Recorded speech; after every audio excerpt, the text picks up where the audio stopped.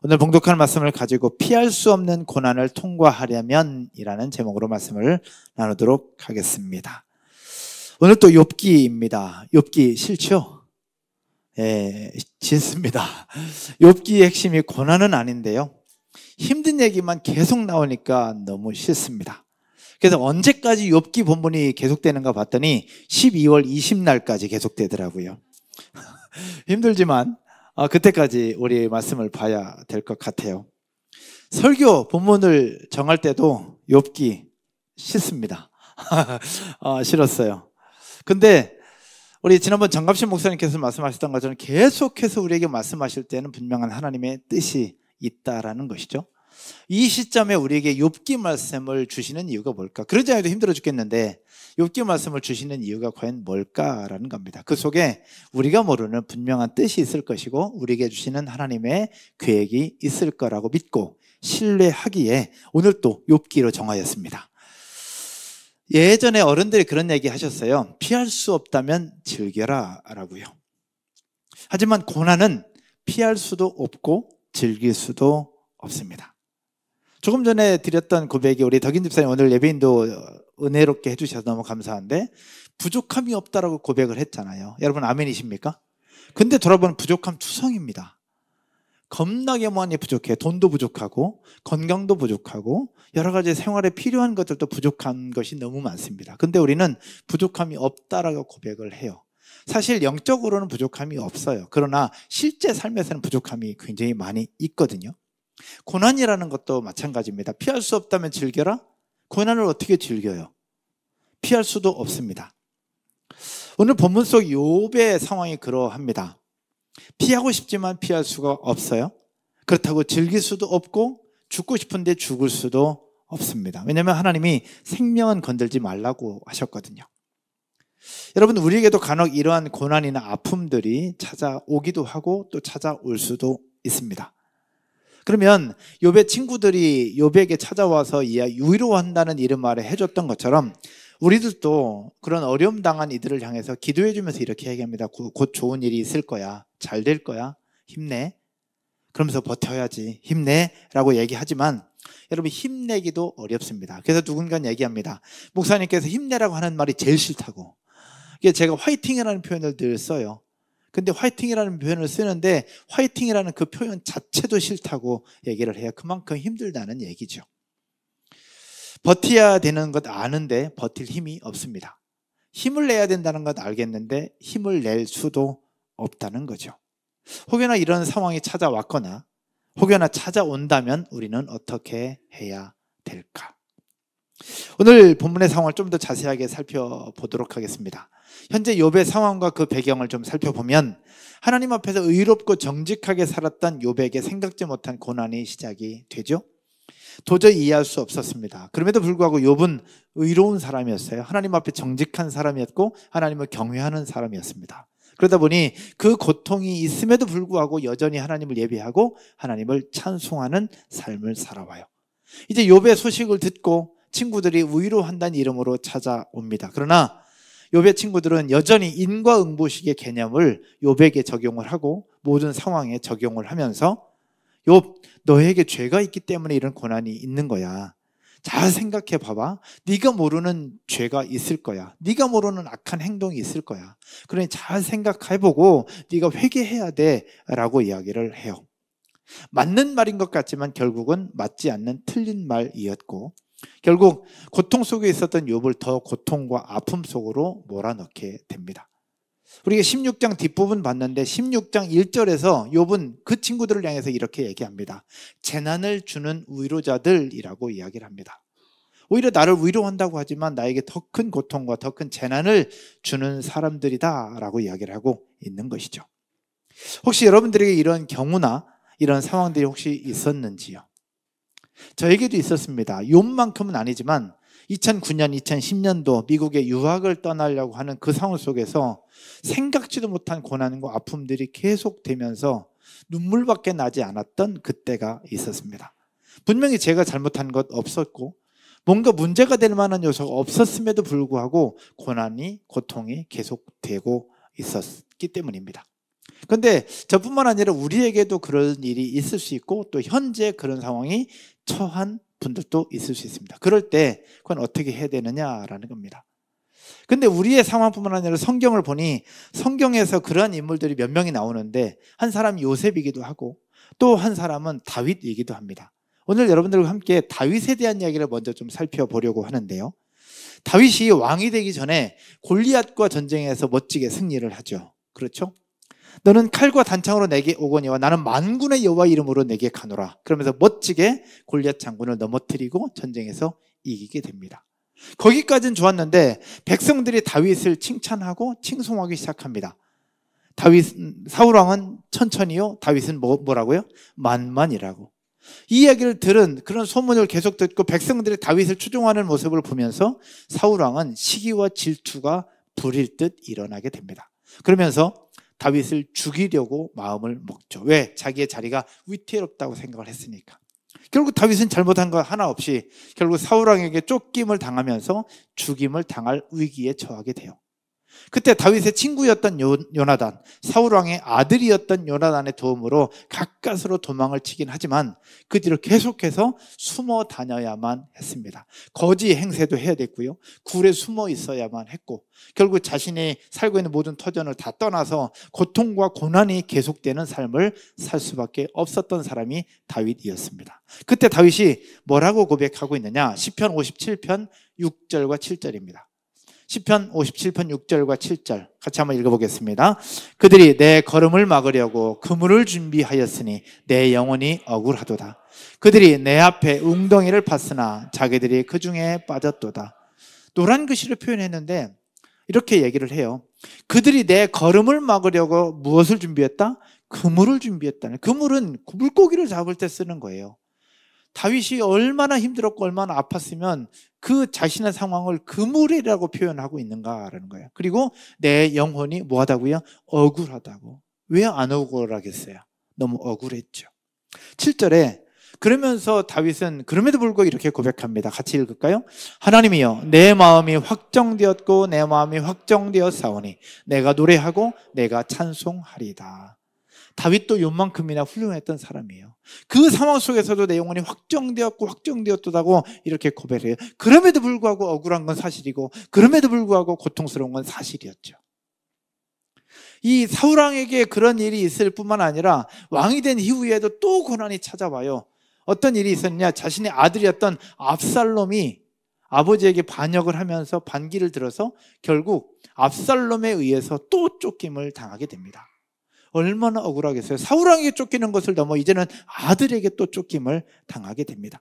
성경은 그가 그때 썼던 시편을 이렇게 얘기를 해요. 다윗이 그의 아들 압살롬을 피할 때 지은 시라고 기록을 하는데요, 그것이 시편 3편의 이야기입니다. 시편 3편 1절 2절 두 절만 보겠습니다. 우리 같이 읽을까요? 여호와여, 나의 대적이 어찌 그리 많은지요. 일어나 나를 치는 자가 많으니이다.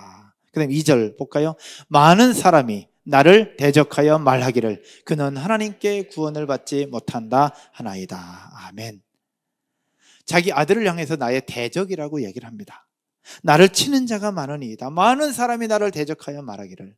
결국 이 다윗이 왕이었음에도 불구하고 아들 압살롬의 반역에 의해서 또 도망치고 또 도망치면서 그렇게 살 수밖에 없었던 그런 모습. 바로 그때 다윗의 마음이 과연 어떠했겠습니까? 내가 왕인데. 근데 오늘 본문에 나타난 욥의 마음도 비슷했습니다. 피할 수 없다면 즐겨라. 어떻게 즐겨요, 그거를? 피할 수도 없고 즐길 수도 없습니다. 이처럼 피할 수 없는 고난이 찾아올 때, 그렇다고 즐길 수도 없는 이 상황, 여러분은 어떻게 하면 이 고난을 통과할 수 있겠습니까?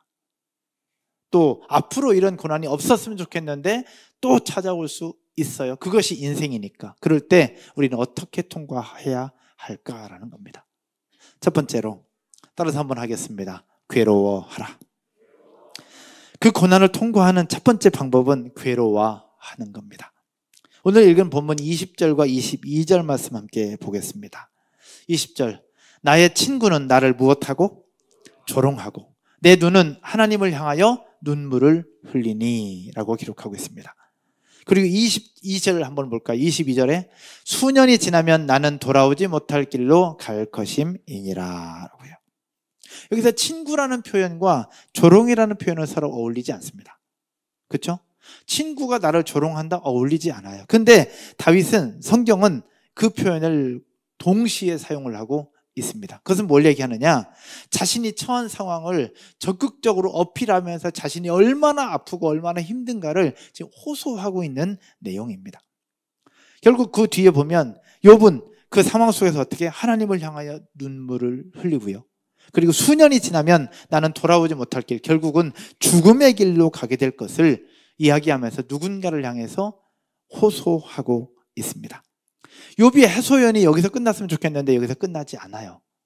이 고통과 아픔이 여기서 끝나지 않는다는 얘기입니다. 그러면서 17장에 넘어가도 또 얘기를 해요. 17장 1절과 2절 한번 보실까요? 여러분이 한번 읽겠습니다. 나의 기운이 쇠하였으며 나의 날이 다하였고 무덤이 나를 위하여 준비되었구나. 다윗이 이렇게 고백해요. 나의 기운이 쇠하였으며 나의 날이 다하였고 무덤이 나를 위하여 준비되었구나. 이제는 내가 갈 곳은 무덤밖에 없다는 거예요. 이 욥의 상황과 욥의 마음이 그러했습니다. 2절도 한번 볼까요? 2절 여러분이 한번 읽겠습니다. 나를 조롱하는 자들이 나와 함께 있으므로 내 눈이 그들의 충동함을 항상 보는구나. 이게 욥의 마음이었고 욥의 상황이었습니다. 생명이 소멸되어 가고 있는 그때에, 죽음의 그림자가 기다리고 있는 그때에 욥의 주변에 좋은 친구들이 있었으면 좋겠는데 그의 친구들은 그를 향해서 손가락질하며 너에게 죄가 있기 때문이라고 계속해서 맞지만 틀린 말을 계속해서 반복해내고 있습니다. 그러자 해도 힘들어 죽겠는데 친구들 하여금 더 힘들어지고 더 고통 속에 있었던 그때, 그래서 그들을 향해서 재난을 주는 위로자들이라고 이야기를 하고 있었던 것이죠. 여기서 욥은 나를 조롱하는 자들이라고 표현하면서 자신의 현재 심정을 호소하고 있는데요, 여기에서 그가 살아가는 방법이 나와요. 욥이 그렇게 본인이 힘들고 아팠던 것을 계속해서 호소하잖아요. 그 호소하는 것이 결국 살아내는 길이었어요. 따라서 해볼까요? 호소하는 것이 살아가는 길이다. 호소하는 것이 살아가는 길이고, 욥이 계속해서 자신의 이야기, 자신의 힘들었던 상황을 계속 어필하고 있는데 그 어필했던 것이 그가 살아날 수 있었던 방법이었습니다. 왜 그러냐? 시편 32편 3절 한번 볼까요? 시편 32편 3절에 욥의 고백인데 욥이 가장 어렵고 고통스러울 때 했던 이야기예요. 내가 입을 열지 아니할 때에 종일 신음함으로 내 뼈가 쇠하였도다. 결국 힘들었던 것을 내가 이야기하지 아니하고 마음속에 꾹 담아둘 때에 종일 신음함으로 내 뼈가 쇠하였다. 내 뼈가 쇠하고 내 몸이 상하게 되었다. 그 얘기를 하고 있는 거예요. 이것을 개역개정 성경에서는 뭐라고 표현하고 있느냐? 한번 볼게요. 내가 뭐 할지 아니할 때에, 토설지 아니할 때에 종일 신음함으로 내 뼈가 쇠하였도다. 내가 토설한다고 하는 거예요. 토설은 내 속에 있는 감정, 힘들었던 아픈 거, 힘든 거, 고통스러운 거를 다 쏟아내는 것을 토설이라고 얘기를 하는데, 내가 쏟아내지 아니할 때에 종일 신음함으로 내 뼈가 쇠하였다라는 거예요. 결국 다윗이 그러면서 자신의 고통스러운 것들을 시편을 통해서 계속해서 쏟아내요. 오늘 욥기를 통해서 욥이 힘들었던 것들을 계속 쏟아내고 있는데 그것이 욥이 살아가는 방법이었고 살 수 있는 통로였다라는 거예요. 이 토설하다, 이 부분들을 성경 다른 표현으로 살펴보면 히브리어로 좀 더 정확하게 이야기를 하고 있어요. 한번 볼게요. 시편 62편의 말씀입니다. 여러분 한번 읽을게요. 같이 읽겠습니다. 백성들아 시시로 그를 의지하고 그의 앞에 마음을 어떻게 하라고요? 토하라. 하나님은 우리의 뭐라? 피난처시라. 즉 그의 앞에 마음을 토하라는 거예요. 그의 앞에, 하나님 앞에 마음을 토하라. 토하라 옆에 써 있는 건 히브리어인데 히브리어 샤파크라는 단어입니다. 그의 앞에 마음을 샤파크하라. 하나님은 우리의 피난처시로다라는 거예요. 그의 마음 앞, 하나님 앞에 내 마음을 토해내라는 거예요. 성경 다른 절 한번 볼게요. 시편 142편입니다. 시편 142편. 다윗이 굴에 숨어 있을 때 했던 기도예요. 굴에 숨어 있을 때 뭐라고 얘기하느냐? 같이 읽을게요.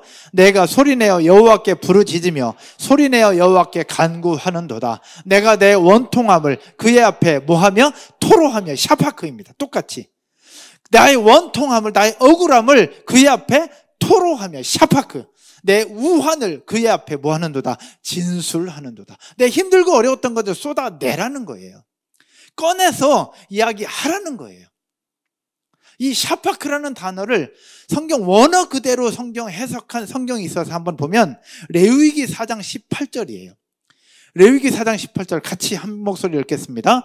또 그 피로 회막안 여호와 앞에 있는 제단 뿔들에 바르고 그 피 전부는 회막 문 앞 번제단 밑에 뭐 할 것이며 쏟을 것이며. 이것도 샤파크입니다.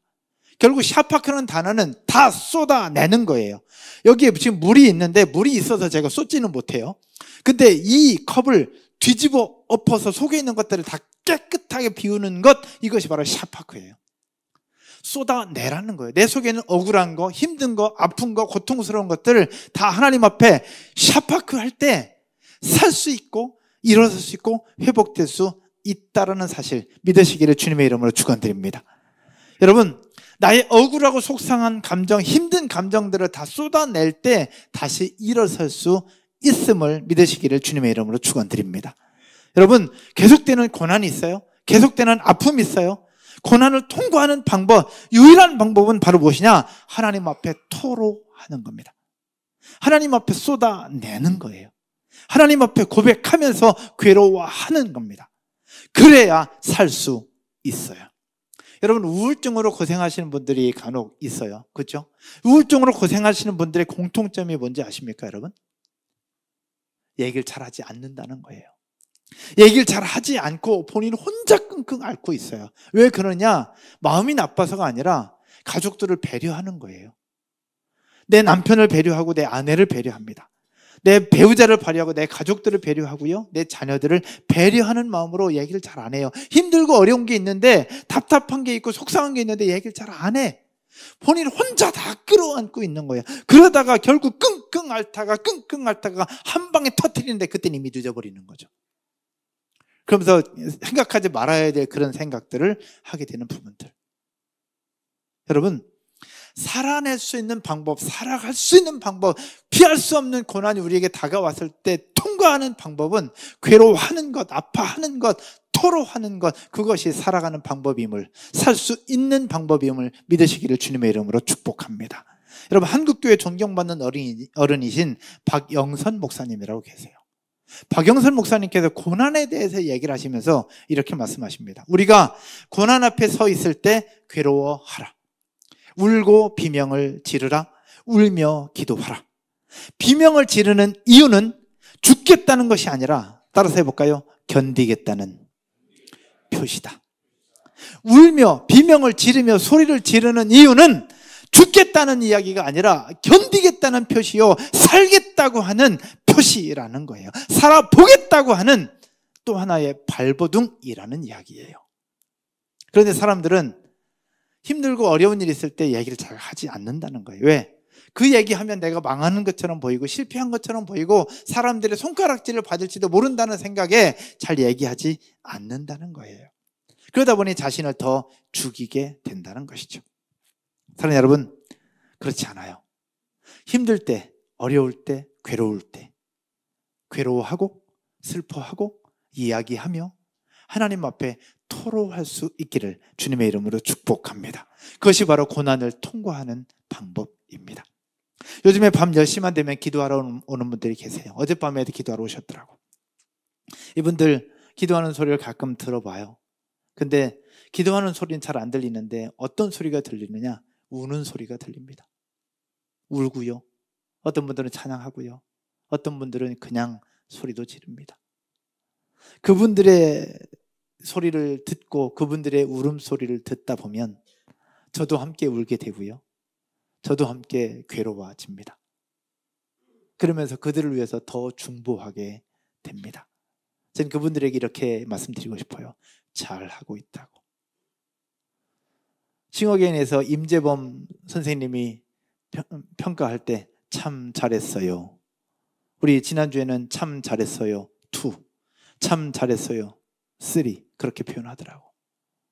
밤 10시마다 오셔서 눈물 뿌려 소리 질러가며 기도하는 분들 참 잘했어요.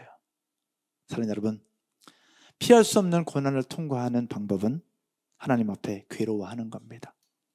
누군가로부터 받았던 상처가 있다면 혼자 안지 마시고 하나님 앞에, 그의 앞에 내 마음을 토로할 수 있기를 주님의 이름으로 축복합니다. 심지어 어렵다면 저에게라도 오셔서 이야기하십시오. 아파하십시오. 괴로워하시고 여러분의 속에 있는 것들을 꺼내십시오. 그래야 살아가는 방법이고 살 수 있습니다. 그러나 저는 하나님이 아닙니다.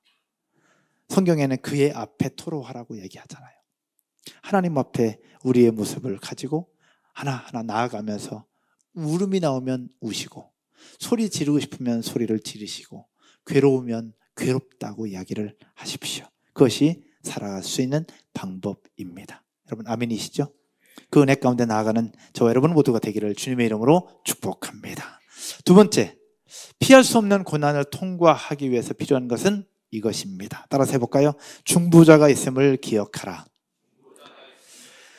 두 번째는 중보자가 있다는 것을 기억하라는 겁니다. 여러분, 누군가에게 뭔가 억울한 일이 발생하면 찾는 존재가 있는데 그 사람이 누구냐? 변호사입니다. 누군가가 나를 믿어줬으면 좋겠고 나를 변호해 줬으면 좋겠다는 생각이 있기에 변호사를 찾게 되는 것이죠. 법정에서도 마찬가지입니다. 근데 욥이 고난이 계속되고 있는데 친구들이 자기를 믿어주지 않아. 위로해 준다고 왔던 친구들이 자기를 더 고통스럽게 하고 더 의심하는 부분들을 보면서 더 아파요. 그때 욥이 부르짖어서 하나님 앞에 고백하는 것이 무엇이냐? 중보자를 찾습니다. 자신이 의롭다는 것, 자신이 죄가 없다는 것을 누군가 좀 믿어줬으면 좋겠고 누군가가 그것을 하나님 앞에 좀 전달해 줬으면 좋겠는 그 중보자를 찾고 있어요. 변호인을 찾고 있다는 겁니다. 그러니까 호소하는 내용을 한번 볼게요. 19절과 21절 두 절만 한번 보겠습니다. 지금 나의 증인이 하늘에 계시고 누가? 나의 중보자가 높은 데 계시느니라. 나의 중보자가 높은 데 계시느니라. 그럼 21절도 한번 볼까요? 같이 읽겠습니다. 사람과 하나님 사이에 인자와 그 이웃 사이에 중재하시기를 원하노니. 무슨 얘기냐? 본인이 지금 너무 억울하고 답답해 미치겠는데 자신의 그 답답함을 하나님 앞에 전달해 줄 수 있는 중보자가 좀 있었으면 좋겠는데 그 사람이 아무도 없다라는 거예요. 하나님이 아셨으면 좋겠는데 하나님은 아무 대답이 없고 옆에 있는 친구들은 자기를 자꾸 의심하고 있고 더 고통스럽게 하고 있는 그 상황 속에 제발 나의 마음을 좀 알아줄 수 있는 사람, 제발 나의 마음을 좀 들어줄 수 있는 중재자가 좀 있었으면 좋겠다라고 이렇게 호소하고 있는 거예요. 결국 여러분이 알다시피 욥은 중보자를 찾습니까? 못 찾습니까? 못 찾아요. 욥은 중보자를 찾지 못합니다. 마음은 원했지만 확실한 중보자를 찾지 못해요. 욥뿐만 아니라 이 세상에 있는 사람들도 하나님 앞에서 하나님을 섬기지 않으니까 뭔가 자신의 억울한 일이나 힘들고 고통스러운 일이 있을 때 중보자를 찾으려고 하지만 이 세상 사람들도 중보자를 찾지는 못해요. 왜? 이 세상에 있는 사람들이 그것을 가지고 하나님 앞에 전달해 줄 수 있는 존재는 없거든요. 이 세상에 중보자는 없으니까요. 그래서 찾을 수 없어요. 욥도 찾지 못합니다. 그러나 우리는 알고 있고 우리는 이미 찾았어요. 그 중보자가 누구니까? 우리 주 예수 그리스도. 여러분 아멘이십니까? 디모데전서 2장 5절에서 우리에게 말씀을 하시죠. 같이 한번 읽겠습니다. 하나님은 한 분이시요 또 하나님과 사람 사이의 중보자도 한 분이시니 곧 사람이신 그리스도 예수라라고요. 하나님과 사람 사이의 중보자는 오직 한 분, 사람이 되신 우리 주 예수 그리스도이심을 믿으시기를 주님의 이름으로 축복합니다. 우리가 하나님 앞에서 토로하지만 우리의 마음을 대변해 줄 수 있는 중보자, 내 마음을 사람들은 믿지 않지만 내 마음을 믿어주고 내 마음을 호소할 때 누군가가 하나님 앞에 전달해 줄 수 있는 그 한 사람, 바로 예수 그리스도이심이 우리 가운데 있음을 고백하고 확신을 갖기를 주님의 이름으로 축원드립니다. 그 나를 믿어주는 한 사람이 있다면 우리는 버텨낼 수 있지 않겠습니까? 그분이 다른 사람도 아니고 우리 주 예수 그리스도이십니다. 그분이 여러분들 위해서 십자가에 달려 죽으신 것이고, 십자가에 죽으신 후에 3일 만에 다시 살아나서 지금도 살아 계신 분, 그분이 여러분의 중재자요, 여러분의 중보자요, 여러분의 변호사가 된다는 사실 믿으시기를 주님의 이름으로 축복합니다. 그분이 계시니까 우리는 다시 일어설 수 있는 거예요. 또 하나, 중보자는 우리 주 예수 그리스도이시면서 또 하나, 우리와 함께 우리를 위해서 기도해주는 우리의 사랑하는 공동체가 있다는 사실을 기억하십시오. 우리의 리더들이 있고요, 우리의 목회자가 있고요, 우리의 친구들이 있습니다. 이야기는 하지 않아도 여러분들이 고백할 때, 이야기할 때 그것을 듣고 기억하고 메모했다가 여러분들을 위해서 하나하나 기도해 주고 있습니다. 주중에도 우리 MG 리더 집사님께서 한번 저에게 주셔서 자기 MG 상황들을 쭉 얘기를 해주시면서 기도 제목을 하나하나 주시더라고요. 제가 기억하면서 어젯밤에 기도할 때도 함께 그 부분을 해서 기도하였습니다. 또 여러분의 중보 기도함에 넣는 기도 제목 가지고 제가 기도할 때마다 또 기도합니다. 그리고 제가 기억하고 있는 여러분의 기도 제목을 가지고 기도합니다. 저는 하나님이 아닙니다. 그러나 제가 기도하는 부분들 속에 저에게도 중보자 되신 예수 그리스도의 이름으로 하나님 앞에 여러분들의 기도 제목을 가지고 저도 기도하고 있다는 것, 이것을 기억하면서 여러분 속에 있는 힘든 것들을 담아두는 것이 아니라 꺼내서 이야기하고 하나님 앞에서 울며 비명을 지르고 소리를 지르고 그렇게 하나님 앞에 토로할 수 있기를 주님의 이름으로 축복합니다. 이것이 살아갈 수 있는 방법이요, 살아내는 방법입니다. 말씀의 결론을 맺으면서요, 다음 주에도 욥기 말씀을 봐야 됩니다. 보려고 합니다. 근데 다음 주에도 욥기 말씀을 통해서 우리에게 주시는 메시지가 있겠죠. 그런데 이 말씀을 준비하고 묵상하면서 예전 일이 생각이 났습니다. 지금까지 살면서 가장 고통스러울 때가 언제였는가, 가장 아플 때가 언제였는가.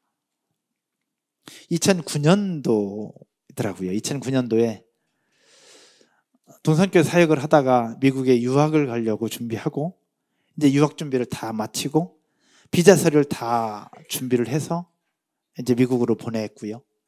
그리고 이제 비자 나오는데 문제가 없다고 국제 변호사가 이야기하고 미국 교회에서도 이야기를 했기에 당연히 나올 거라고 생각을 하고 짐은 배에 실어서 다 보냈습니다.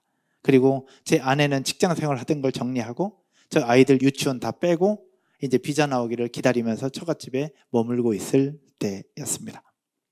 바로 그때에 비자 나오기를 기다렸고 비자만 나오면 되는데 비자 나오기가 한 1년 가까이 나오지 않더라고요. 해주세요. 그때 제가 할 수 있는 게 과연 뭐였을까? 하나밖에 없었어요. 하나님 앞에 엎드려 우는 것.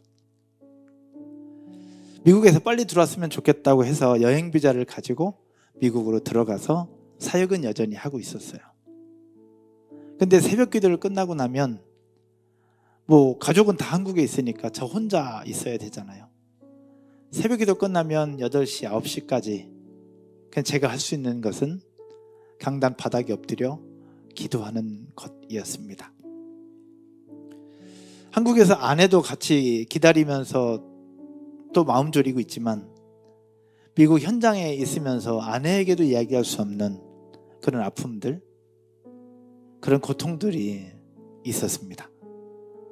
그냥 누군가에게 이야기할 수 없는 그 고통, 아픔들이 계속됐죠. 비자 받는데 문제될 것이 그 어떤 것도 없었어요. 일도 없었습니다. 근데 나오지가 않는 거예요. 제가 할 수 있는 유일한 방법, 새벽마다 울고 울고 울고. 그러던 어느 날이었습니다. 함께 집회를 끝나고 함께 기도하고 있는데 담임 목사님과 함께 집회를 오셨던 지금 현재 분당우리교회 이찬수 목사님께서 저에게 이메일을 주셨더라고요. 그때 집회를 마치고 가셨을 때인데 손 목사님의 이야기를 들었노라고. 그러면서 본인이 미국 유학 시절에 있었던 이야기들 해주셨는데 그게 굉장히 위로가 됐어요. 그때부터 이제 관계가 지금까지 이어지고 있는 상황인데 그런 일이 하나 있었고요. 또 하나, 어느 날 새벽 기도를 마치고 강단 앞에서 하염없이 울며 기도하고 있는데 누군가가 조용히 제 뒤로 와서 저를 이렇게 안아줬어요. 안아주면서 함께 눈물로 기도해 주셨습니다. 그분이 누구였냐면 권혁수 목사님이십니다. 저희 개척 초창기에 이곳에 오셔서 설교해 주셨는데 워낙 자유로우신 분이라 복장 어떻게 해야 되냐고 해서 제가 자유롭게 입고 오라고 그랬더니 설교하러 오신 목사님이 반바지 입고 오셨더라고. 그래서 반바지 입고 오셔서 설교하셨던 아주 자유로우신 목사님이셨는데 그 목사님께서 혼자 울며 기도하고 있는 저에게 오셔서 조용히 저를 끌어안고 저를 위해서 기도해 주셨어요. 지금은 미국 뉴저지에서 목회하고 계시고 저희 교회 청소년들을 미국으로 보내면 본인이 가이드 다 해주시겠다고 이렇게 하셨어요. 그 힘으로 저는 다시 일어설 수 있었습니다. 어떤 힘이냐? 새벽마다 엎드려 눈물로 기도했던 그 눈물의 기도. 두 번째, 눈물로 기도하고 있는 저에게 위로의 이메일을 주시고 함께 와서 아무 말 없이 끌어안고 저를 위해서 기도해 주셨던 그 목사님, 그리고 저의 눈물을 보시고 응답해 주시는 우리의 중재자, 중보자 되시는 예수 그리스도. 사랑하는 여러분, 전 울어도 된다고 생각합니다. 아파해도 되고요, 괴로워해도 됩니다. 이 자리에서 예배하고 있는 이들 중에서도 힘든 분들이 계시잖아요. 참지 않으셨으면 좋겠어요. 아파하셔도 됩니다. 나 남자니까, 에이, 하나님 앞에 힘든데 남자가 어디 있겠습니까? 아버지인데 어떻게 울어요? 아버지도요, 울어도 됩니다. 엄마인데 엄마는 안 힘듭니까? 엄마도 울어도 되고요, 리더도 울어도 됩니다. 힘들면 힘들다고, 아프면 아프다고 울어도 되고, 괴로워하고 상처받았다고 고통스럽다고 하나님 앞에 우리의 마음을 토로하는 것이 피할 수 없는 고난을 통과할 수 있는 유일한 방법임을 기억하시고 그렇게 하나님 앞에 나아갈 수 있기를 주님의 이름으로 축원드립니다.